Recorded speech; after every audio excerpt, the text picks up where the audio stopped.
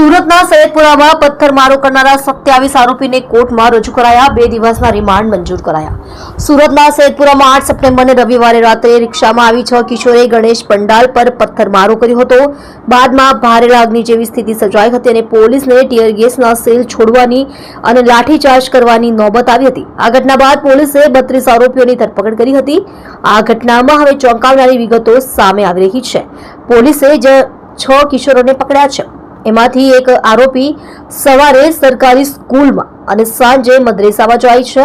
તેમજ તે 6 સપ્ટેમ્બરે મિત્રો સાથે ગણેશ પંડાલ પર આવ્યો હતો અને પાણીના પાઉચ ફેંકીને ભાગી ગયો હતો. ત્યારબાદ 7મીએ પથ્થર ફેંકવાનો પ્રયાસ કર્યો હતો પણ તેમાં નિષ્ફળ ગયો હતો. જોકે 8 સપ્ટેમ્બરની રાત્રે પથ્થર ફેંકવાના ષડયંત્રને અંજામ આપી દીધો હતો. 6 કિશોર સિવાય તમામ 26 આરોપીઓને હાલ ઉમરા પોલીસ સ્ટેશનથી લઈ જઈ લોઅર કોર્ટમાં રજૂ કરવામાં આવ્યા હતા. પોલીસ દ્વારા 14 દિવસના રિમાન્ડની માંગણી કરવામાં આવી હતી. બંને પક્ષ વચ્ચે 2.5 કલાક દલીલો થઈ હતી. ત્યારબાદ કોર્ટે 23 આરોપીના 2 દિવસના રિમાન્ડ મંજૂર કરવામાં આવ્યા છે, જ્યારે 4 આરોપીઓને જેલ કસ્ટડીમાં મોકલી આપવામાં આવ્યા છે, જેમાંથી 2 આરોપીઓ હાલ સારવાર હેઠળ હોવાથી તેમને સારવાર બાદ જેલમાં મોકલવામાં આવશે, જ્યારે 6 કિશોર આરોપીને બાળ સુધાર ગૃહમાં મોકલવામાં આવ્યા છે. ટોળાએ મારો પોલીસને મારો બૂમ પાડી હતી. સરકારી વકીલ નયન સુખડવાલાએ જણાવ્યું હતું કે પોલીસ ચોકી અને પોલીસ કર્મીઓ પર હુમલો થયો હતો. હત્યાનો પ્રયાસ સહિતની કલમ દાખલ કરવામાં આવી છે.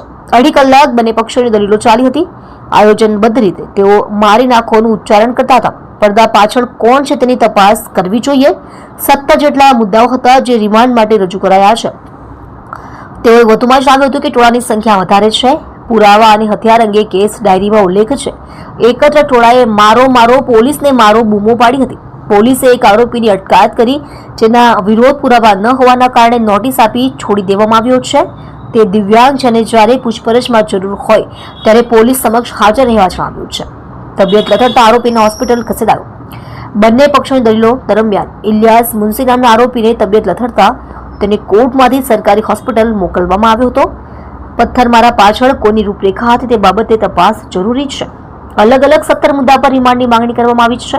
પથ્થરમારા પાછળ કોની રૂપરેખા હતી તે બાબતે તપાસ જરૂરી છે.